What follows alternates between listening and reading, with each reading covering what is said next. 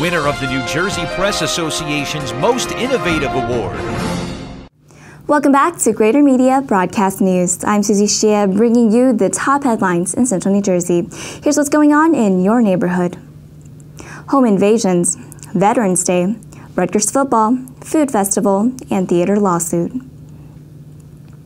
Leaders of the local Indian American community are looking for justice. This sentiment is a response to the recent home invasions in Central Jersey that have targeted families of Indian descent. Armed robbers broke into 4 homes late last month in Old Bridge, Edison, and South Plainfield. In each case, masked gunmen forced entry through a rear door, restrained the residents, and stole cash, jewelry, and other valuables. For members of the sizable Indian American community in the area, these incidents have created a climate of fear. The Edison-based Indo-American Culture Society is calling on law enforcement officials to outline the steps being taken to protect local residents.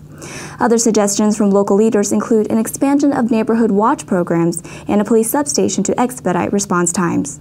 For more on the home invasion, see this week's editions of Greater Media newspapers. And here's Mark Rossman with more headlines.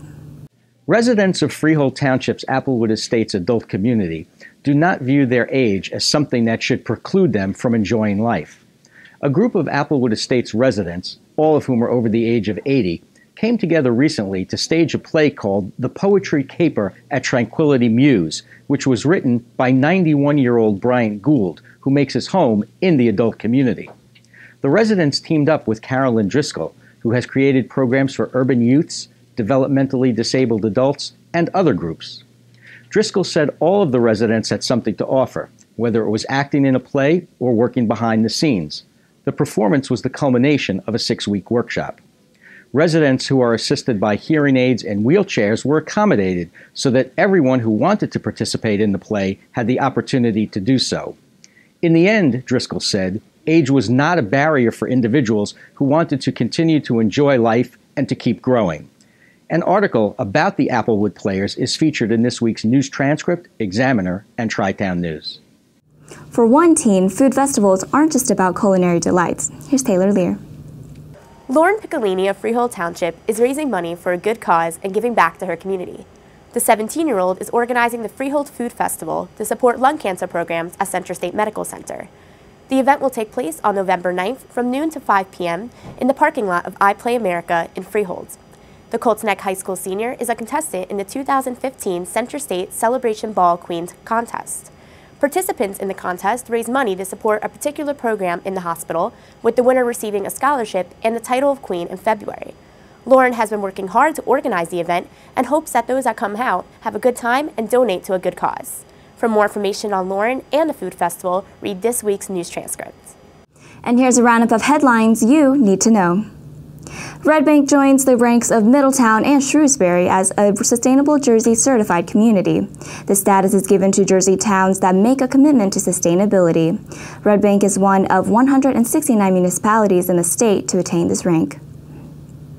The 200th purchase of a Sandy-damaged home under the Blue Acres program was completed on the 2-year anniversary of Superstorm Sandy. Another 900 properties have been targeted for purchase through the buyout program, which began in last May. For one high school theater program, the drama continued after the show ended. The Edison Board of Education will pay more than $36,000 to a theater company based in Maine. The Maine State Music Theater had sued the school for mishandling costumes and props that were lent for its production of Spamalot. The history of Rutgers football will be explored at length by historian and author Tom Frusciano this weekend. He is kicking off a 4-part lecture series presented by the East Brunswick Historical Society. The lecture will chronicle some of the biggest moments in Rutgers football history, from its first ever victory over Princeton University to its recent inclusion in the Big Ten. And speaking of Rutgers football, here's Mike Pavlichko of Greater Media's WCTC with an update on how the team is doing. After that, we have Tim Morris with more on local sports.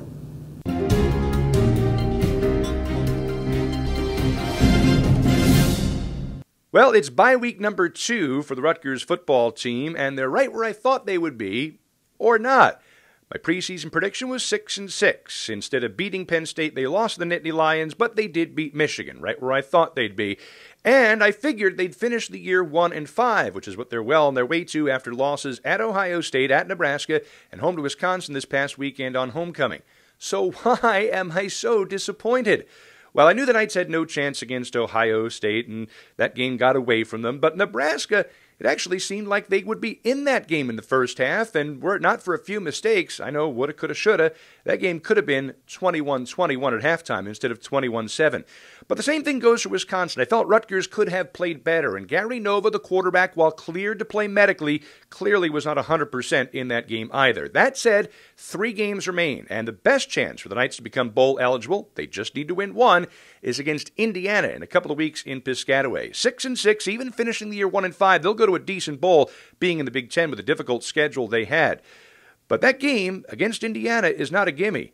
And if Rutgers can't beat the Hoosiers at home, there's no chance they're going to beat Michigan State on the road in the next to last game of the season, and little chance they're going to beat Maryland on the road. So Indiana could be the game for all the marbles. I'm Mike Pavlichko on 1450 WCTC and WCTCAM.com. No one expected the November 2nd game between Freehold and Manalapan to be for the Shore Conference A North Division title. However, the upstart Freehold Colonials have been the surprise story of the football season and entered the game with a perfect 7-0 record and ready to score a signature victory. Defending champion Manalapan came into the showdown 6-1, but like Freehold, undefeated in division play and determined to keep it that way and maintain its stranglehold on the division. The host Colonials threw everything they could at the Braves, including fake punts on 4th down to throw the Braves off their game.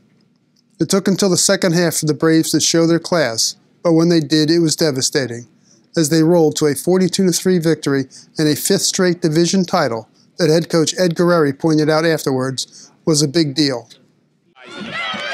Runs like this from Josh Dixon helped the Colonials drive deep into Manalapan territory on their opening drive. That culminated in this 28-yard field goal by Matt Curcio. With its running game slowed early by the Colonial defense, Manalapan took to the air to move the ball. Quarterback Dan Anarella hits Gerard Odrocourt here, and then connects with Brian Conford for a touchdown that gave the Braves a 14-3 lead.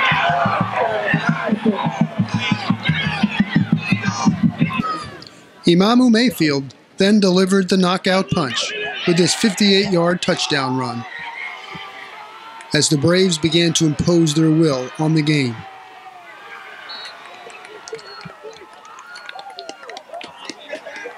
After his run, the defense took over, and Manalapan marched to a 5th straight A North championship. Tim Morris, Greater Media Newspapers. A local fair provided resources for those who are still struggling after Superstorm Sandy. Here's Adam Ujalko.